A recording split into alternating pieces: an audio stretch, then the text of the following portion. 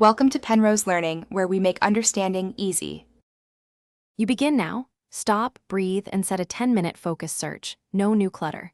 Visualize the last time you had the item and the sequence of actions that followed.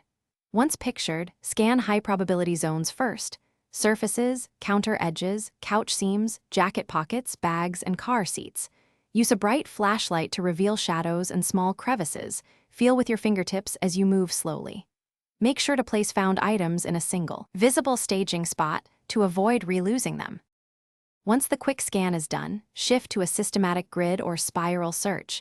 Divide the room into zones and clear one zone before moving on. Retrace your exact steps backward, remembering actions and transfers. Make sure to open drawers, pockets, and containers you touched.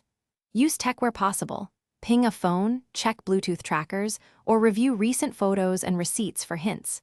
Keep talking aloud through your actions. Narrating helps memory and directs attention to neglected spots as you methodically work. Now escalate. Search larger locations, vehicles, workplaces, friends' houses, laundry, and recent trash bags.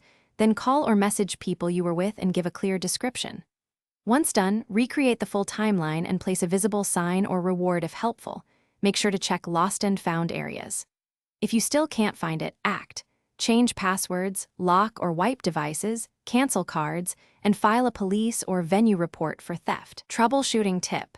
If you suspect it's nearby but